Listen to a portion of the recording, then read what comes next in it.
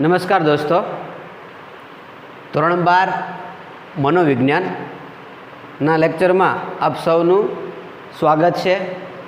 આશા રાખું છું કે આપ સૌ આપણા ટાઈમ ટેબલ પ્રમાણે દરેક લેક્ચરનો અભ્યાસ કરતા હશો અને અત્યારે પણ જે ટાઈમ પ્રમાણે લેક્ચર છે એ ટાઈમે આપ સૌ મોબાઈલ સામે આવી અને લેક્ચર નિહાળતા હશો, બરાબર છે।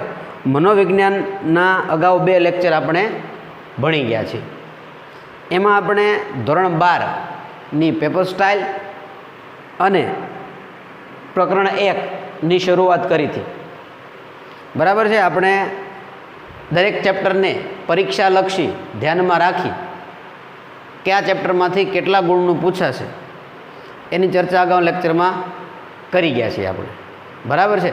આ ચેપ્ટરમાંથી તમને મેં કીધું હતું કેટલા માર્ક્સનું તમારે પૂછાશે, બરાબર છે। ટોટલ છે એ 2 માર્ક્સના હેતુલક્ષી હોય, 2 માર્ક્સનો એક પ્રશ્ન હોય, 3 માર્ક્સનો એક પ્રશ્ન હોય, 5 માર્કનો એક પ્રશ્ન હોય, એમ કરી છે એ તમારે 12 માર્ક્સનું આ પ્રકરણમાંથી પૂછાય છે। એ વાત આપને સૌને ક્લિયર છે, બરાબર। એ પણ વાત કરી હતી અગાઉ આપણે, બરાબર છે, કે આ ચેપ્ટરમાંથી આપણે ભણવાનું છે શું, બરાબર। સંવેદન વિશે ભણવાનું છે, સંવેદનના પ્રકારો વિશે ભણવાનું છે, ધ્યાન વિશે ભણવાનું છે અને પ્રત્યક્ષીકરણ વિશે ભણવાનું છે, બરાબર। એમાં આપણે છેલ્લા લેક્ચરમાં સંવેદન એટલે શું, બરાબર, છેલ્લા લેક્ચરમાં આપણે છે એ અભ્યાસ કર્યો છે, બરાબર છે।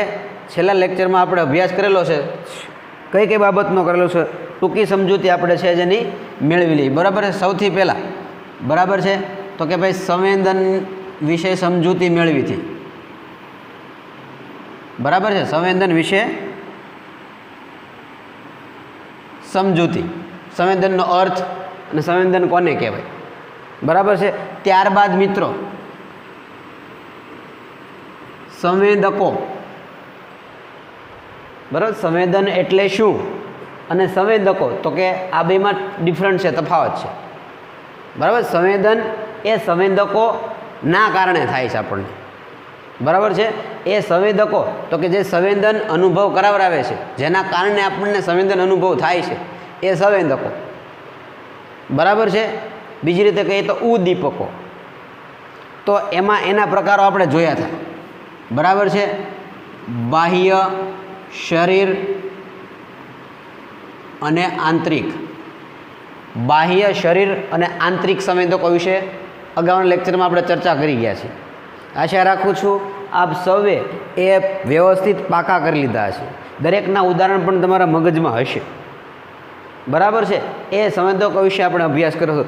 ત્યારબાદ મિત્રો આપણે છે એ સંવેદનના પ્રકારો, ફરી વખત કહું છું ભૂલ ન થાય, ફરી વખત કહું છું ભૂલ ન થાય, સંવેદકોના પ્રકારો તો કે એ 3 છે, બાહ્ય સંવેદકો, શરીર સંવેદકો, આંતરિક સંવેદકો, બરાબર। અને સંવેદનના પ્રકારો, તો સંવેદન એ મુખ્ય આપણો પ્રશ્ન છે, સંવેદન એટલે શું અને સંવેદનના પ્રકારો સમજાવો, બરાબર। તો એમાં આપણે છે એ કુલ 5 સંવેદનો, કુલ 5 સંવેદનો યાદ રાખવાના, 5, બરાબર છે। એકો એક આપણા શરીરને ધ્યાનમાં રાખી તો કે ભાઈ પહેલું તો કે દ્રષ્ટિ સંવેદન, જેના વિશે આપણે અગાઉના લેક્ચરમાં ભણ્યા છીએ, બરાબર છે। દ્રષ્ટિ સંવેદન, જેના વિશે આપણે અગાઉના લેક્ચરમાં અભ્યાસ કર્યો છે, ટૂંકનોંધ મેં તમને પાકી કરવાની કીધેલી છે અને આશા રાખું છું કે આપ સૌએ ટૂંકનોંધ વ્યવસ્થિત પાકી કરી લીધી છે। સમયાંતરે પુનરાવર્તન કરતું રહેવું, બરાબર। સમજૂતીની જરૂર પડે તો આપણી ચેનલ ઉપર આના વિડીયો છે એ કાયમ માટે પડ્યા જ હશે, પુનરાવર્તન તમે કરી શકો છો, બરાબર છે। ત્યારબાદ દ્રષ્ટિ સંવેદન પછી, બરાબર, બીજું સંવેદન આપણે ભણ્યા હતા શ્રવણ સંવેદન, કયું, તો કે શ્રવણ સંવેદન, શ્રવણ સંવેદન વિશે પણ આપણે ભણ્યા છીએ, બરાબર છે। કાન દ્વારા જે સંવેદન અનુભવીએ છીએ એ આપણું શ્રવણ સંવેદન છે, તો એના વિશે પણ આપણે અભ્યાસ કરેલો છે, એની પણ ટૂંકનોંધ મેં તમને છે એ અગાઉના લેક્ચરમાં પાકી કરવા આપેલી છે। આશા રાખું છું દરેકને છે એ ટૂંકનોંધ પાકી થઈ ગઈ હશે, બરાબર છે। અને બાકીના 3 સંવેદનો, બરાબર, જે નાક દ્વારા અનુભવી છે ગંધ સંવેદન, જીભ દ્વારા અનુભવીએ છીએ એ સ્વાદ સંવેદન, બરાબર છે, અને ચામડી દ્વારા, ત્વચા દ્વારા જે સંવેદન અનુભવીએ છીએ એ સ્પર્શ સંવેદન. તો આ લેક્ચરમાં આપણે આ 3 જે બાકી સંવેદનો સમજવાના બાકી છે એના વિશે આપણે વિગતે અભ્યાસ કરવાનો છે. બરાબર છે? તો રેડી? ચાલો, મેં કીધું એમ જેટલું અગાઉ ચાલ્યું છે એનું પુનરાવર્તન વ્યવસ્થિત થઈ ગયું હશે એવી આપ સૌની પાસે અપેક્ષા રાખું છું. બરાબર છે? ચાલો આગળ હવે આપણે જે ભણવાનું છે એના વિશે ચર્ચા કરીએ. તો સૌથી પહેલાં બરાબર છે એ આજે અભ્યાસ કરવાનો છે. બરાબર છે? આપણે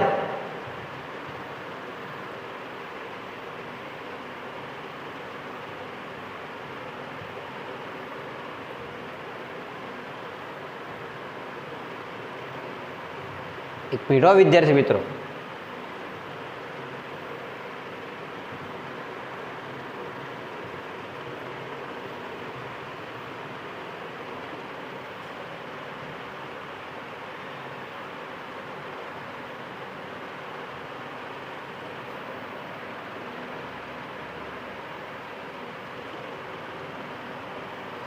એક જ મિનિટ, થોડી વાર રાહ જોઈશો.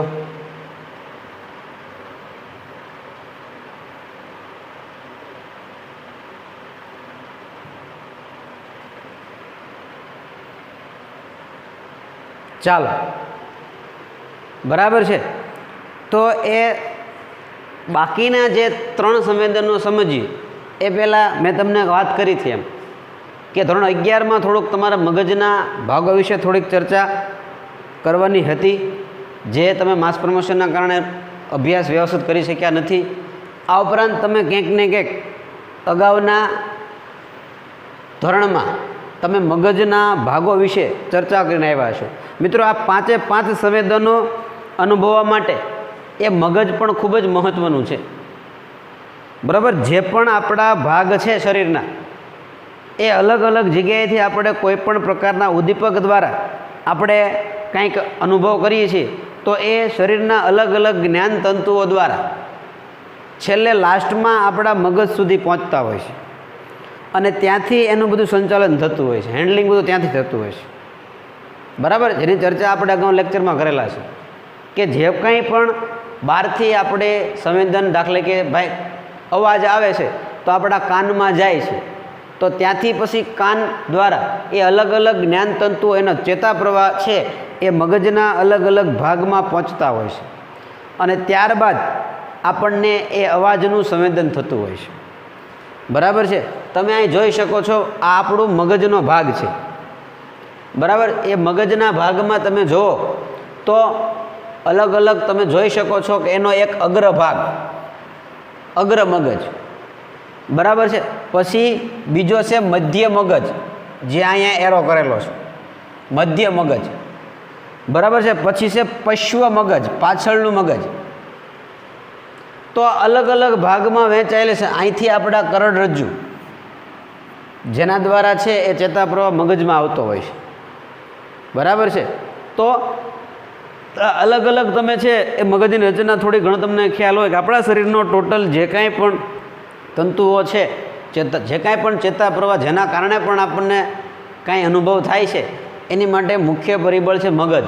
જો મગજ કામ ન કરતું હોય, બરાબર છે, મગજ વ્યવસ્થિત કામ ન કરતું હોય તો આપણને એક પણ પ્રકારના સંવેદન અનુભવી શકતા નથી. બરાબર છે?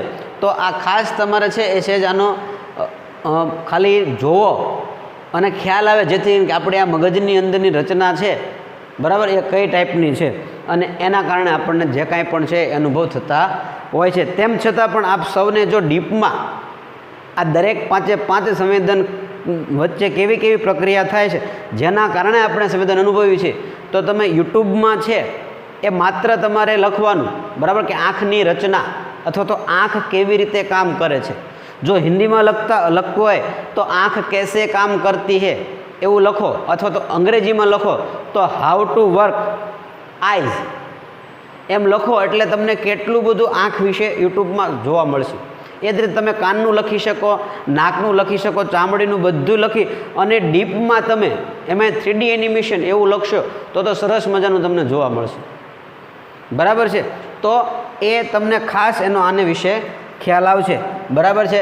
ચાલો આગળ હવે આપણે નેક્સ્ટ આપણું ત્રીજા નંબરનું સંવેદન છે, બરાબર છે, એના વિશે અભ્યાસ કરીએ. આકૃતિ તમે જોઈ શકો છો, તમને ખ્યાલ છે શેની આકૃતિ? તો કે ગંધ સંવેદન.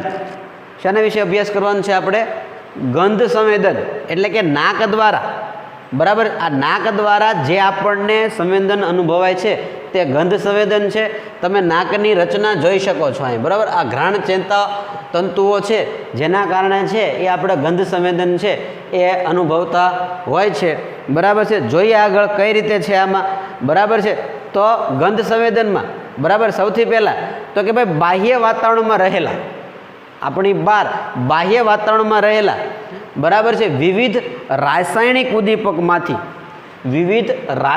ઉદ્દીપકમાંથી ઉત્પન્ન થતી ગંધ કે સુગંધનું સંવેદન ઘ્રાણેન્દ્રિય દ્વારા થાય છે. બહાર કોઈ પણ રાસાયણિક પદાર્થ, રાસાયણિક જે કાંઈ મેં કીધું ઉદ્દીપક જેના કારણે આપણને સંવેદન થાય છે, એ બહાર કોઈ પણ ઉદ્દીપક છે તો એ અલગ અલગ પ્રકારની એમાં છે એ ગંધ કે સુગંધ હોય એની, બરાબર છે. એ પણ ક્યારે કઈ રીતે આપણને, તો કે એ ઉદ્દીપકમાંથી કોના દ્વારા? તો કે ઘ્રાણેન્દ્રિય. ઘ્રાણેન્દ્રિય એટલે કે કાન દ્વારા જે આપણે સાંભળી છે, આપણી 5 ઇન્દ્રિયો એમાંથી કાન એ આપણી ઘ્રાણેન્દ્રિય કહેવાય, બરાબર. કાન એ આપણી ઘ્રાણેન્દ્રિય કહેવાય. તો ઘ્રાણેન્દ્રિય દ્વારા છે એ ગંધ કે સુગંધ, બરાબર, જેને જે સુવાસ લેવી આપણને ગમતી હોય એને આપણે સુગંધ કહીએ, અને જે સુવાસ, જે વાસ આપણને ગમતી ન હોય એને આપણે ગંધ કહીએ, બરાબર છે. તો એ તમે જોઈ શકો છો અહીંયા કે એના દ્વારા આપણે અનુભવી શકીએ છીએ. ત્યારબાદ આગળ જોઈએ મિત્રો, નાકની અંદર આવેલી 2 સાંકડી નળીઓમાં, આપણા જે નાકની અંદર આવેલી 2 સાંકડી નળીઓમાં રહેલા ઘ્રાણ તંતુઓ, બરાબર છે, એ ઘ્રાણ તંતુઓના ઉત્તેજનથી, અંદર જે ઘ્રાણ તંતુઓ રહેલા છે એ ઘ્રાણ તંતુઓ ઉત્તેજાય છે, અને તેના કારણે ચેતા પ્રવાહ મોટા મગજના મસ્તિષ્ક શાલના, બરાબર, મગજ વિશે આપણે અગાઉ હમણાં વાત કરી કે મોટા મગજના મસ્તિષ્ક શાલના મૂળ સુધી પહોંચતા વ્યક્તિને ગંધ સંવેદન અનુભવાય છે. કઈ રીતે આપણે ગંધ સંવેદન અનુભવી છે એની વાત કરી છે, બરાબર. આપણે કઈ રીતે ગંધ સંવેદન અનુભવી એની આપણે આમાં વાત કરી છે કે ભાઈ નાકની આજે સાંકડી જે 2 નળીઓ છે આપણી, એની અંદર ઘ્રાણ તંતુઓ રહેલા છે, એ ઉત્તેજાય અને એના કારણે એક પ્રવાહ ઉત્પન્ન થાય છે, અને એ પ્રવાહ છે મગજના મસ્તિષ્ક શાલના મૂળ સુધી પહોંચે છે. જ્યારે મસ્તિષ્ક શાલના મૂળ સુધી પહોંચી જાય એ પ્રવાહ, તો આપણને એ ગંધ કે સુગંધનો ખ્યાલ આવે છે. જો એ મસ્તિષ્ક મગજની જે છાલનું મૂળ જ્યાં કીધું એ કામ ન કરતું હોય તો આપણે છે એ ગંધ સંવેદન અનુભવી શકીએ નહીં, પારખી શકીએ નહીં. ભલે આપણે નાક સારું સરસ મજાનું હોય પણ જ્યાં ત્યાં તકલીફ હોય તો પણ આપણને ગંધ અનુભવી શકીએ નહીં. તો આપણને 1 માર્કમાં પ્રશ્ન પૂછાઈ શકાય છે, બરાબર, કે આપણે ગંધ સંવેદન કઈ રીતે અનુભવીએ છીએ, આપણને ગંધ સંવેદન, વ્યક્તિને, માનવીને ગંધ સંવેદન કઈ રીતે થાય છે, તો એના જવાબમાં તમે આ લખી શકો, બરાબર છે. ચાલો આગળ જોઈએ. શું કીધું છે કે રાસાયણિક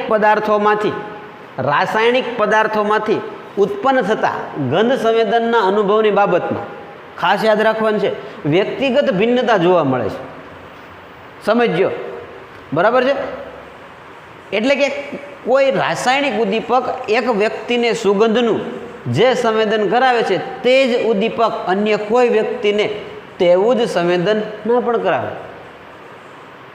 વાંચો, સમજો કે જે ગંધ કે સુગંધ છે એને માટે વ્યક્તિગત ભિન્નતા જોવા મળે છે, બરાબર છે. વ્યક્તિગત ભિન્નતા જોવા મળે છે. મિત્રો, આ કુદરતની એક અજાયબ કહેવાય ને કે ખાસ વિશેષતા છે માણસના સર્જનની. તમને ખ્યાલ છે કે બરાબર ઈશ્વરનું મોટામાં મોટું, ઉત્તમમાં ઉત્તમ, વિશેષમાં વિશેષ કોઈ સર્જન હોય તો માનવી છે. તમે જોઈ શકશો દુનિયામાં અબજોની સંખ્યામાં માણસો છે, પણ તેમ છતાં કોઈ પણ માણસના અંગૂઠાની છાપ એ સરખી નથી.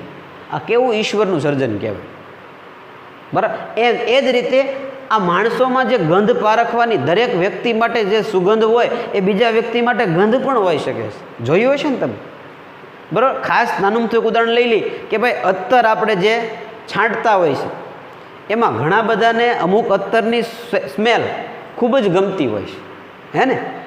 ઘણા બધાને અત્તરની સ્મેલ ખૂબ જ ગમતી હોય છે.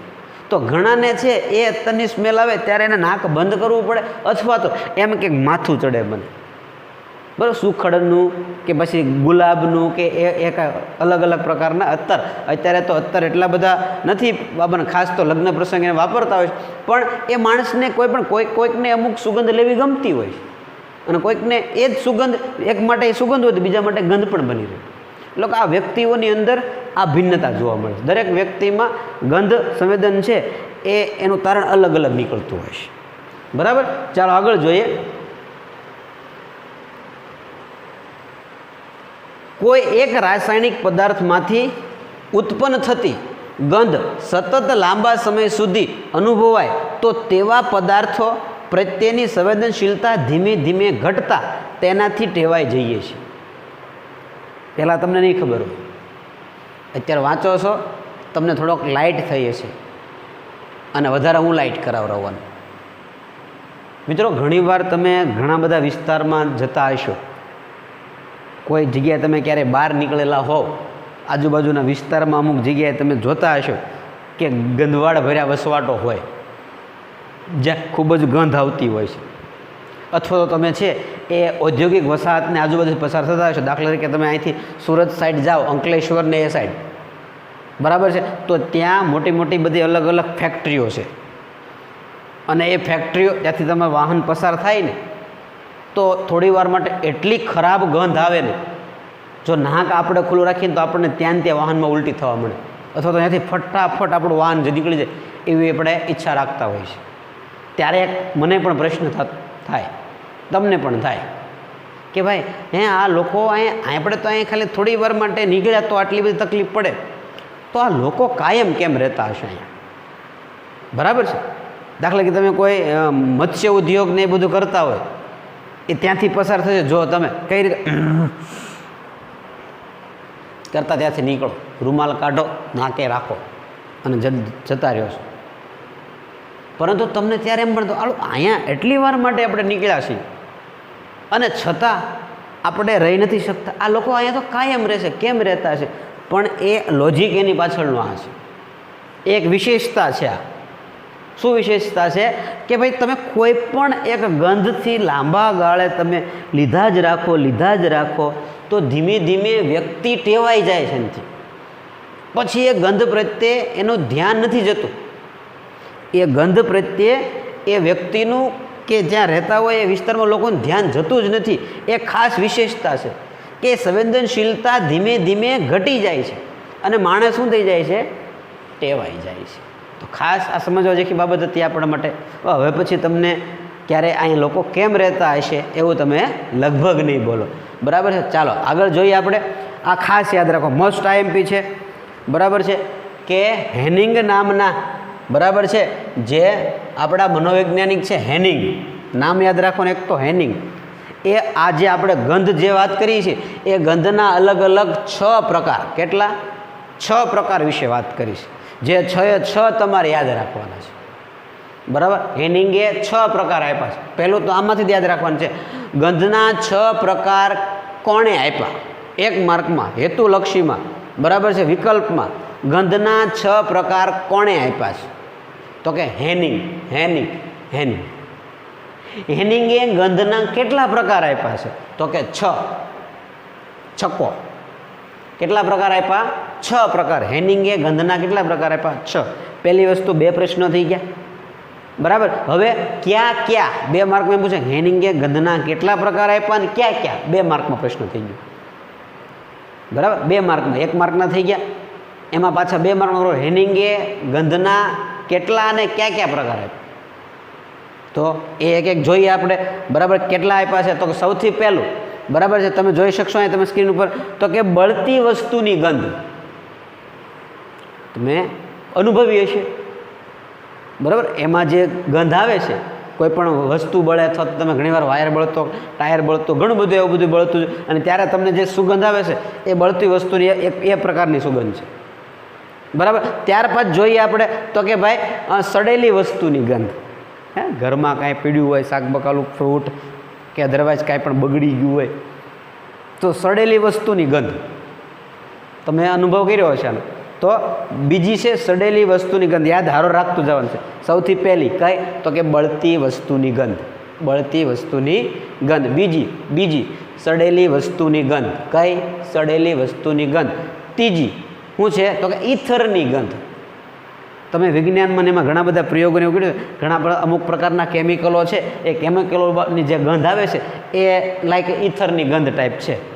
બરાબર. તો એ ઈથરની ગંધ છે. 3 થઈ. ફરી વખત પહેલું બરાબર છે, બળેલી વસ્તુની ગંધ, સડેલી વસ્તુની ગંધ અને ઈથરની ગંધ. 3 બરાબર. ચોથું ફટાફટ જોઈએ આપણે તો કે મસાલાની ગંધ. અનુભવો છો, તમારી મમ્મી સરસ મજાનું બનાવતા હોય, રસોડામાં જતા હોય છો, સરસ મજાના બધા મસાલા હોય, એ મસાલાની ગંધ તમને આવતી હોય છે ને સરસ મજાનો એના પર ખ્યાલ આવી જાય કે કેટલી રસોઈ સારી બને છે. બરાબર છે.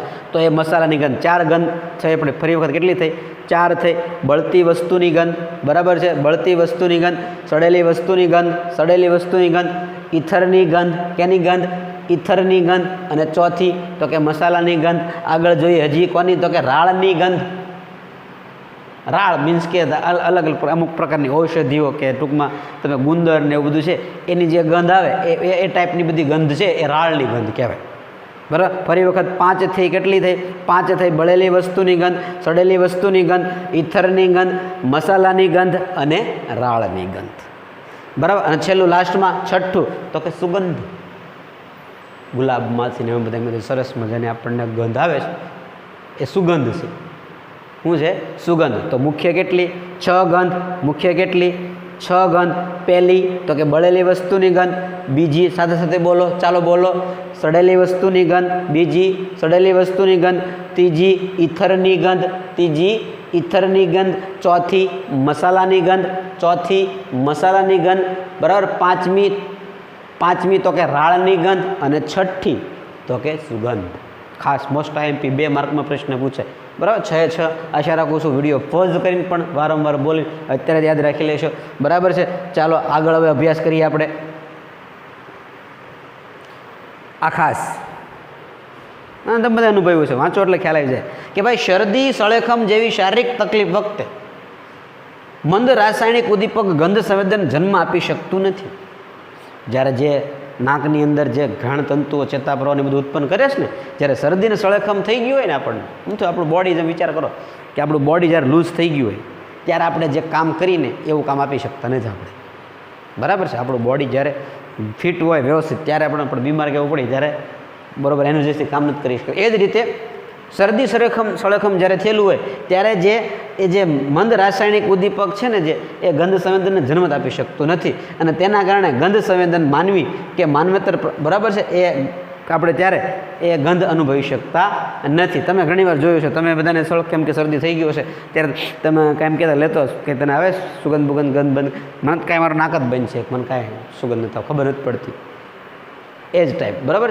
અને આ એક વૈજ્ઞાનિક કારણ છે એનું કે એના કારણે આપણે ગંધ અનુભવી શકતા નથી. બાકી ગંધ સંવેદનનો બીજો શું ઉપયોગ છે? માનવી અને માનવેતર પ્રાણીઓ, માનવી જેવા પ્રાણીઓ છે એ ગંધ સંવેદનના કારણે ઘણીવાર, દાખલા કે મેં કીધું ને આપણે તમને ખૂબ ખ્યાલ હોય તો કૂતરું, સૂંઘીને અમુક વસ્તુ છે એ આપણને, દાખલા કે આપણે તમે એક પિક્ચર જોયું છે હોલિડેઝ અક્ષય કુમારનું, એમાં એની જે સિસ્ટર હોય છે એમનો દુપટ્ટો એ દુપટ્ટામાં એના જે બેનની છે એ ગંધ બેસી ગઈ હોય છે એ ટાઈપની. આપણને ન આવે અમુક નાક, કૂતરાનું એવું નાક હોય એટલે એ ત્યાં છે એ પહોંચે છે અને આખું પિક્ચરમાં છે એ વિલનને કંઈક પકડતા હોય છે. તો એમાં અલગ અલગ પ્રકારમાં આ ગંધ સંવેદનનો ઉપયોગ છે. એમાં આ ખાસ યાદ રાખવાનું હું તો કે ભાઈ એ શેના માટે ઉપયોગી છે? તો એક તો પહેલાં જાતિ આકર્ષણ માટે, બીજું છે ખોરાકની પસંદગી માટે, બરાબર છે, અને ત્રીજું છે વિજાતીય પસંદગી. ઘ્રાણેન્દ્રિયનો ઉપયોગ થાય છે. ઘ્રાણેન્દ્રિયનો ઉપયોગ માનવી અને માનવેતર પ્રાણીઓ શેમાં કરે છે? તો મેં કીધું એમ, એક તો જાતિ આકર્ષણ માટે, ખોરાકની પસંદગી માટે અને વિજાતીય પસંદગી માટે. આ 3 બાબત ખાસ યાદ રાખવાની. બરાબર છે કે માનવી અને માનવેતર પ્રાણીઓ ઘ્રાણેન્દ્રિયનો ઉપયોગ શેમાં કરે છે? તો કે ભાઈ જાતિ આકર્ષણ, ખોરાકની પસંદગી, વિજાતી પસંદગી વગેરેમાં છે એ આનો ઉપયોગ કરતા હોય છે. તો તમારે છે એ ખાસ યાદ રાખવાની જરૂર છે. બરાબર છે. ચાલો આગળ જોઈએ આપણે ફટાફટ. હવે દેખાય છે આકૃતિ જોઈ શકો છો અહીંયા. શેની છે? જીભડાની. શેની છે? એ કોકની નાની ને કોકની મોટી હોય ને, ઘણાને અલગ અલગ પ્રકારની જીભ હોય. આ છે એ તમને ખ્યાલ છે. બરાબર છે કે જિંદગી તારાવી પણ શકે અને ક્યારેક તમને ખ્યાલ છે. બરાબર છે. વધારે પડતી જો વધી જાય તો ક્યારેક કોકના ખવડાવી પણ શકે. પણ આપણે એની વિશે અહીં વાત કરવાની છે નહીં. આપણે તો આ જીભની રચના તમે જોઈ શકો છો. બરાબર ને, અહીં તમે લખ્યું એ વાંચતા હશો પાછું. બરાબર. આના વિશે આપણે જેમ ભણતા જેમણે યાદ કરી, સ્વાદ કેન્દ્રો, કડવો સ્વાદ, ખાટો સ્વાદ, ખારો સ્વાદ, મીઠો સ્વાદ, આ બધું શું છે? જોકે તમે આગળ વિજ્ઞાન મને એમાં ભણીને આવ્યા દેશો, પણ છતાં તમને આ બધું છે તો કે આ આપણી જીભની રચના છે આ ટાઈપની. હવે એમાં કઈ કઈ રીતે જોઈએ આપણે? તો કે સૌથી પહેલાં, બરાબર છે, સૌથી પહેલાં આપણે જોઈએ તો સ્વાદ સંવેદનમાં સૌથી પહેલાં જોઈએ શું? તો કે બાહ્ય વાતાવરણમાં રહેલ વિવિધ રાસાયણિક ઉદ્દીપકોમાંથી ઉત્પન્ન થતા વિવિધ પ્રકારના સ્વાદનું સંવેદન જીભ દ્વારા થાય. સિમ્પલ. અગાઉ વાત થઈ ગઈ આપણે કે ભાઈ સ્વાદ સંવેદનનો અનુભવ કોણ કરાવે છે? તો કે જીભ કરાવે. આપણી જીભ કરાવે છે. બરાબર છે. કઈ રીતે? દાખલા કે બાહ્ય ખોરાક, બાહ્ય કોઈ પણ પદાર્થ આપણે જીભ ઉપર મૂકી એટલે જીભ એનો ટેસ્ટ કરીને આપણને કંઈક સરસ છે, હજી એક વધારે માગ અથવા આંખ ટૂંક ગંદુ છે, નાખી દે, ઓહો આવું ન ભાવે. ટૂંકમાં એ બધું કોણ નક્કી કરાવે? જીભ. બાકી હમણાં જો જીભ જ ન હોત તો ગમે એ નાખો, કાંઈ ખબર જ ન પડે. મીઠું છે, કડવું છે, ખારું છે, ગમે એવું હાલી જાત ને પોજરી ભરાઈ જાય. બરાબર. તો એ જીભ અનુભવ કરાવે છે. બરાબર. હવે આ ખાસ યાદ રાખવાનું છે કે જીભ માત્ર સ્વાદ સંવેદનનું જ કામ કરે છે એવું નથી, પરંતુ માનવ જીવનમાં ખૂબ મહત્ત્વની ધરાવતી ભાષા ઉચ્ચારણમાં પણ તેનું ખૂબ મહત્ત્વ છે. તમને બધાને મને ખ્યાલ જ છે. હે સ્વાદ સંવેદન નહીં, પણ આ ન હોય કાંઈ ઉચ્ચારણ જ ન કરી શકીએ, જિંદગી નકામી લાગે આપણને. એટલે બીજું સ્વાદની સાથે સાથે એક ઉત્તમ પ્રકારનું કામ એ ભાષાનું ઉચ્ચારણ કરવું, એટલે કે બોલવું, એ પણ જીભનું મહત્ત્વનું કામ છે. બરાબર. આગળ જોઈએ આપણે. માત્ર સ્નાયુઓની બનેલી, હાડકું નથી આમાં, માત્ર સ્નાયુઓની બનેલી અને જડબાના છેડા સાથે જોડાયેલી જીભની ખરબચડી સપાટી, જીભની ખરબચડી સપાટી, બરાબર, પર આવેલા ઝીણા ઝીણા ઉપસેલા કણો સ્વાદનો અનુભવ કરાવે છે. અને તેને ખાસ યાદ રાખવાનું છે, સ્વાદકણ કે રસકંદ તરીકે ઓળખવામાં આવે છે. ખાસ યાદ રાખો મિત્રો, 1 માર્કમાં પાછો પ્રશ્ન આવ્યો કે સ્વાદકંદ કણ કે રસકંદ કોને કહેવાય છે? બરાબર. સ્વાદકણ કે રસકંદ કોને? તો કે આ માનવની આપણી જે જીભ છે એ જીભની ખરબચડી, તમે જોયું જીભ છે એ સપાટ નથી, એમાં ખરબચડી છે, નાના તંતુ આવેલા, કણો આવેલા છે. આ જે ઝીણા ઝીણા તમે છે એ કણો જોઈ શકો છો. અહીંયા વસ્તુ ખાલી છે, બરાબર, તમને ટૂંકા એક બે બતાવ્યા છે આવા. આ જે ઝીણા ઝીણા કણો છે એ સ્વાદકણ કે રસકંદ છે, આપણે યાદ રાખવાનું છે. બરાબર છે કે ભાઈ જીભ ઉપર ઝીણા ઝીણા ઉપસેલા જે કણો જે સ્વાદનો અનુભવ કરાવે છે. સ્વાદનો અનુભવ કોણ કરાવે છે? તો કે રસકંદ કે સ્વાદકણ. ખાસ યાદ રાખવાનું છે, ખાસ યાદ રાખવાનું છે. સ્વાદકણ કે રસકંદ એ સ્વાદનો અનુભવ કરાવે છે. જીભ ઉપર જે ઝીણા ઝીણા ઉપસેલા ઝીણા કણો છે જે સ્વાદ અનુભવ કરાવે છે એ રસકંદ કે સ્વાદકણ છે. બરાબર. ખાસ યાદ રાખવાનું છે, મોસ્ટ આઈએમપી છે. બરાબર છે. ચાલો આગળ જોઈએ આપણે. સ્વાદ કણોની નીચે સ્વાદગ્રાહક તંતુઓના છેડા આવેલા છે. જીભની આ જે કણો છે નીચે એ સ્વાદગ્રાહક તંતુઓ, જ્યાંથી એ આગળ જાય છે એમ, સ્વાદગ્રાહક તંતુઓ છેડામાં આવેલા, એમાં ઉત્પન્ન થતો ચેતાપ્રવાહ. બરાબર. કોઈ પણ વસ્તુ આપણે શરીર પર નાખીએ એટલે ઝીણા કણો છે એ કણો નીચે જે સ્વાદગ્રાહક તંતુઓ છે એ ઉત્તેજાય છે અને એમાં એક ચેતાપ્રવાહ ઉત્પન્ન થાય છે. અને એ ચેતાપ્રવાહ છે એ મધ્ય મગજ અને અગ્ર મગજ, હમણાં મગજની વાત કરી આપણે, બરાબર, મધ્ય મગજ અને અગ્ર મગજમાં થઈને નિમ્ન મસ્તિષ્ક શાલ સુધી પહોંચે છે. નિમ્ન મસ્તિષ્ક શાલ સુધી પહોંચે છે અને તેના કારણે આપણને શું થાય છે? સંવેદન અનુભવે છે. અને ત્યાંથી હજી જો ત્યાંથી ચેતાપ્રવાહ મગજની મધ્યસ્થ ખાંચની બરાબર પાછળ આવેલા સ્વાદ સંવેદન ક્ષેત્ર સુધી પહોંચતા આપણને સ્વાદનો અનુભવ થાય છે. માણસને સ્વાદનો અનુભવ કઈ રીતે થાય છે? માનવીને સ્વાદનો અનુભવ કઈ રીતે થાય છે, તો તમે છે એ આટલું લખી શકો. બરાબર છે કે ભાઈ સ્વાદ કણોની નીચે સ્વાદગ્રાહક તંતુઓના છેડા આવેલા છે. એમાં ઉત્પન્ન થતો ચેતાપ્રવાહ મધ્ય મગજ અને અગ્ર મગજમાં થઈને નિમ્ન મસ્તિષ્ક શાલ સુધી પહોંચે છે. બરાબર, ત્યાંથી ચેતાપ્રવાહ મગજની મધ્ય ખાંચની બરાબર પાછળ આવેલા સ્વાદ સંવેદન ક્ષેત્ર સુધી પહોંચતા આપણને અથવા તો માનવીને સ્વાદ સંવેદન અનુભવાય છે. યાદ રાખવાનું છે, 2 માર્કમાં પ્રશ્ન પૂછાય. બરાબર છે કે કોઈ પણ વ્યક્તિને અથવા માનવીને અથવા તો પ્રાણીને સ્વાદનો અનુભવ કઈ રીતે થાય છે, તો તમે એમાં આ લખી શકો. બરાબર છે. આગળ જોઈએ. વિવિધ પ્રકારના ખોરાકમાં રહેલા રાસાયણિક તત્વો દ્વારા મુખ્યત્વે 4 પ્રકારના સ્વાદનો અનુભવ થાય છે. 4 પ્રકારના સ્વાદનો અનુભવ થાય છે. બરાબર છે. હવે તમે એ જીભમાં જોશો તમને ખ્યાલ આવશે. બરાબર કે કોઈ પણ મનુષ્ય હોય એને મુખ્યત્વે, જો તમને હજી વિચાર આવતો હશે મુખ્યત્વે 4 અમે તો જો અહીં લખ્યું છે કડવો સ્વાદ, ખાટો સ્વાદ, ખારો સ્વાદ અને મીઠો સ્વાદ. આ 4 સ્વાદ. એ સાહેબ અમને તો બીજું લાગે છે આટલું ને, એની સિવાયનો બીજા સ્વાદ આવે. હા, મુખ્ય આ 4 છે. મુખ્ય કેટલા? બરાબર, આપણા આયુર્વેદમાં છે એ મુખ્ય 4 સ્વાદ કીધા છે. આ કડવો સ્વાદ, ખાટો સ્વાદ, ખારો સ્વાદ અને મીઠો સ્વાદ. બરાબર, મુખ્ય આ 4 સ્વાદ છે. એ જીભના અલગ અલગ તમે છે આગળ આપણે અભ્યાસ કરીએ છીએ. બરાબર છે. જીભના અલગ અલગ મતલબમાં કઈ રીતે એ જોઈએ આપણે. બરાબર છે. ચાલો આગળ આપણે જોઈએ. તો આ ખાસ યાદ રાખવાનું છે. 1 માર્કમાં આમાંથી ઘણું બધું પૂછાઈ શકે છે. 1 માર્કમાં ઘણું બધું પૂછાઈ શકે છે. સૌથી પહેલાં લખ્યું છે કે જીભના, બરાબર, સોરી અહીંયા પ્રિન્ટિંગ મિસ્ટેક છે, અહીંયા જીવ નથી પણ શું છે? જીભ છે. જીભ.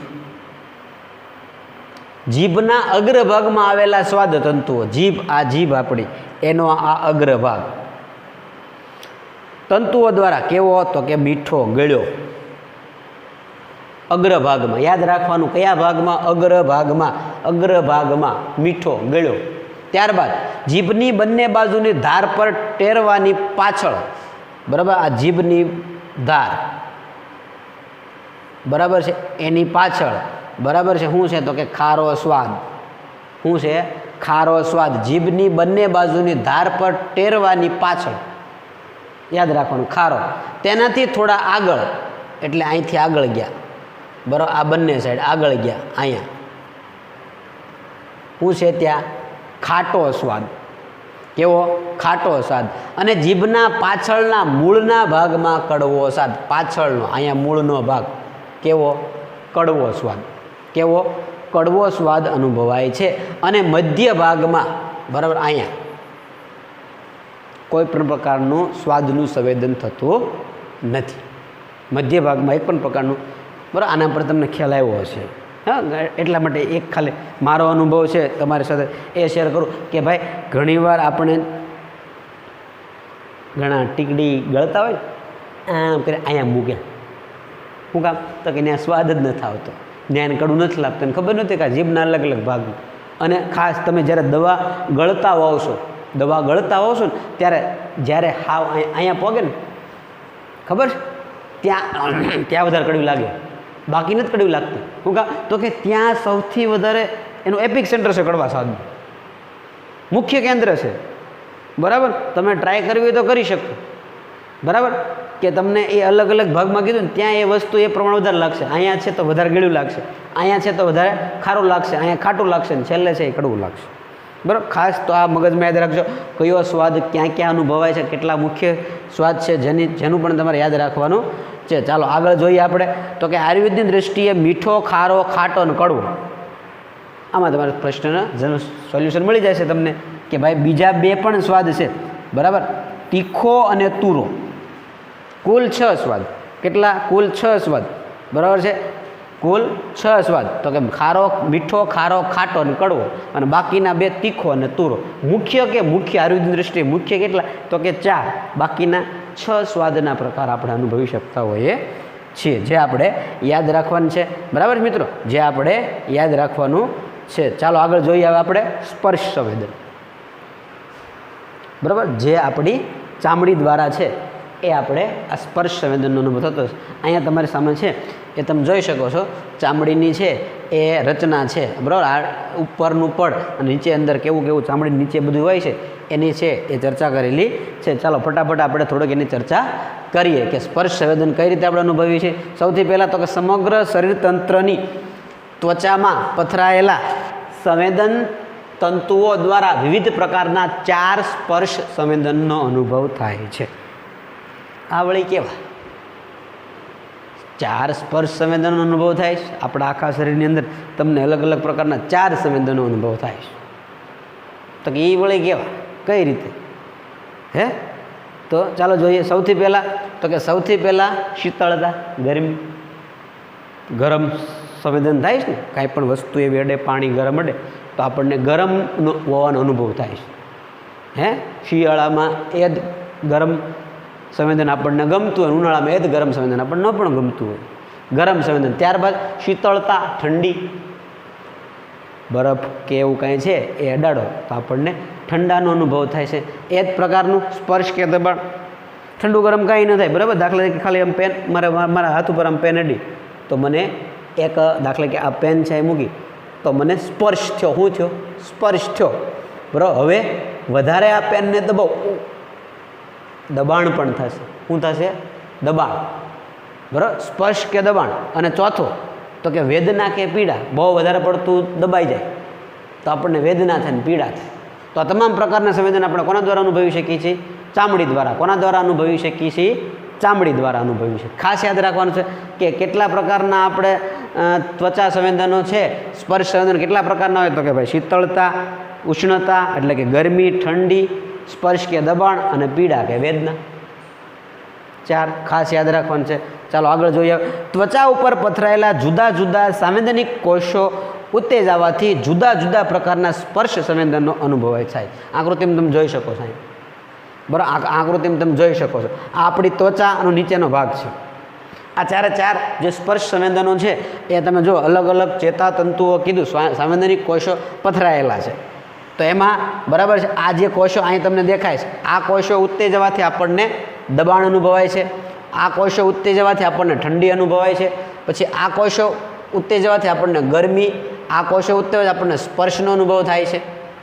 હે, આ બધા પ્રકારના તમે જોઈ શકો છો સાંવેદનિક કોષો આપણી ચામડીની અંદર આવેલા છે, જેના કારણે આપણને અલગ અલગ પ્રકારનું સ્પર્શ સંવેદન છે એ આપણા શરીરમાં ઉત્પન્ન થાય છે. તો જેને પણ આપણે યાદ રાખવાનું છે, બરાબર છે. ચાલો આગળ જોઈએ. આપણે હવે